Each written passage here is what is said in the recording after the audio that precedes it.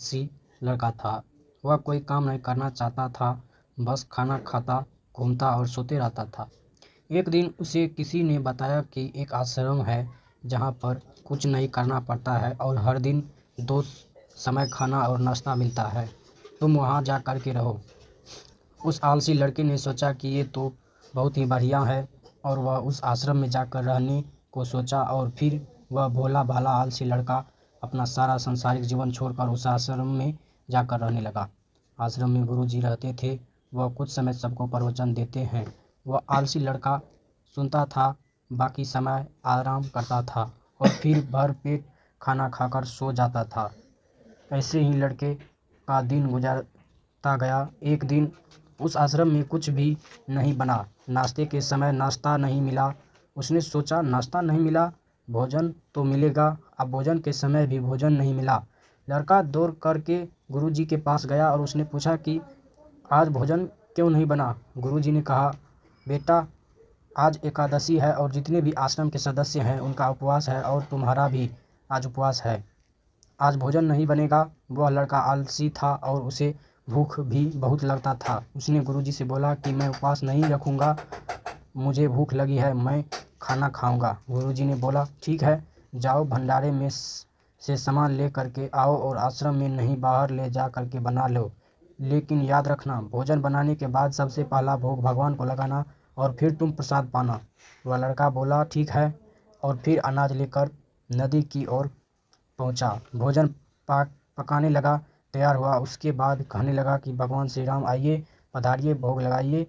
अब जब उसे लगा कि भगवान तो आ नहीं रहे हैं तो फिर कहने लगा कि मुझे मालूम है आपको तो अच्छा खाने की आदत है, मैं बना नहीं पाया और मुझे अच्छा भोजन बनाने भी नहीं आता, लेकिन जो भी रूखा सूखा बना है आकर खा लीजिए। भगवान श्री राम उसकी सरलता पर बहुत ही प्रसन्न हुए और उस लड़के को दर्शन दे दिए। उसने देखा कि भगवान श्री राम आए हुए हैं और उनके साथ में माता सीता भी आई हुई है, लेकिन लड़के ने सिर्फ 2 लोगों के लिए ही भोजन बनाया था, एक अपने लिए और दूसरा भगवान के लिए। और अब क्योंकि भगवान के साथ माता सीता भी आई हुई थी तो उसने उस भोजन को माता सीता और भगवान के सामने ग्रहण करने के लिए रख दिए। भगवान श्री राम और माता सीता ने भोजन किया और उसके बाद वह जाने लगे तो यह भोला सा आलसी सा लड़का बोला कि प्रभु आप आए, दर्शन दिए, बहुत अच्छा लगा, मुझे खाने को कुछ नहीं मिला, लेकिन कोई बात नहीं, लेकिन आपसे एक विनती है कि अगली बार जब आप आएंगे तो कितने लोग आएंगे ये बता दीजिए ताकि मैं उतने लोगों के लिए भोजन बना कर रखा रहूं। भगवान श्री राम मन ही मन मुस्कुराए और फिर अंतर ध्यान हो गए। लड़का आश्रम गया, दिन बीतता गया, फिर एकादशी का दिन आया और इस बार उसने 3-4 लोगों के लिए अनाज लेकर के खाना बनाने के लिए नदी के किनारे पहुंचा और उसने बड़े प्रसन्नता से भोजन बनाया। इंतजार करने लगा कि प्रभु आइए और भोग लगाइए। इस बार लड़का देखता है कि भगवान श्री राम पूरा राम दरबार लेकर के आए हैं, जैसे माता सीता, लक्ष्मण, भरत, हनुमान जी और सभी लोग आए हैं। लड़के ने 3-4 लोगों का भोजन बनाया था और इस बार भी भोजन कम पड़ गया। लड़के ने निराश होकर भोजन को प्रभु के आगे रख दिया। उन्होंने भोजन किया और फिर चले गए और इस बार भी लड़का फिर से भूखा रह गया। अब लड़का फिर आश्रम गया, दिन बीतता गया और फिर एकादशी का दिन आया और इस बार गुरुजी से कहने लगा कि गुरुजी मुझे इस बार थोड़ा ज़्यादा अनाज चाहिए। गुरुजी सोचने लगे कि यह इतना सारा अनाज करता क्या है, कहीं इसे बेचता तो नहीं। फिर उन्होंने कहा कि ठीक है, भूख से परेशान रहता है। लड़के ने कहा कि नहीं गुरुजी, मैं भूख से परेशान नहीं रहता हूँ, प्रभु के साथ बहुत लोग आते हैं, उनको भी तो भोजन कराना है। गुरुजी को लगा कि लड़का पागल हो गया है, लेकिन गुरुजी ने सोचा कि चलो अब एक बार देखते ही कि लड़का इस अनाज का करता क्या है। वह भोला सा लड़का अनाज लेकर के नदी के किनारे पहुंचा और इस बार भोजन बनाया नहीं। उसने सोचा कि प्रभु हर बार ज़्यादा लोगों को लेकर के आते हैं, इस बार वह जितने भी आएंगे खुद बना करके लोग भोग लगा लेंगे और फिर प्रेम से प्रभु को बुलाने लगा।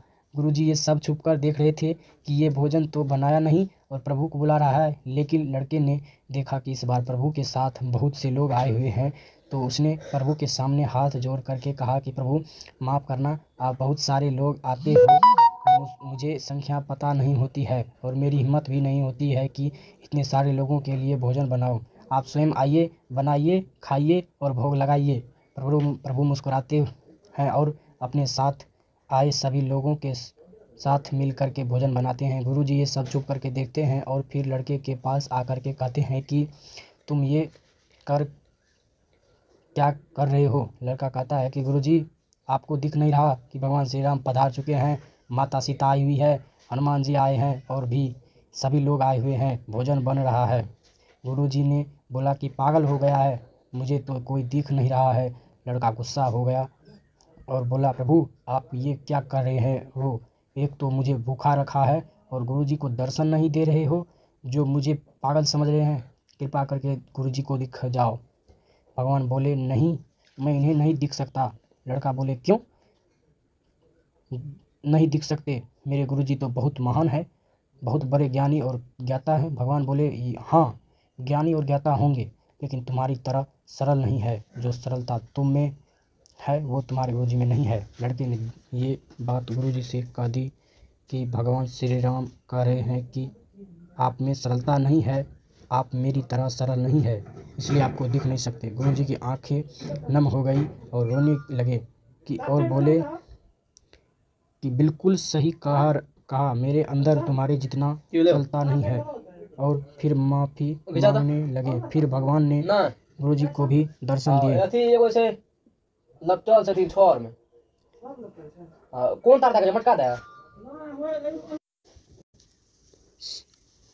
तुम्हारी जितना सरलता नहीं है। और फिर माफ़ी मांगने लगे। फिर भगवान ने गुरुजी को भी दर्शन दिए। ये कहानी हमें सिखाती है कि जीवन में सरलता सबसे आवश्यक है। जितना सरल बने रहेंगे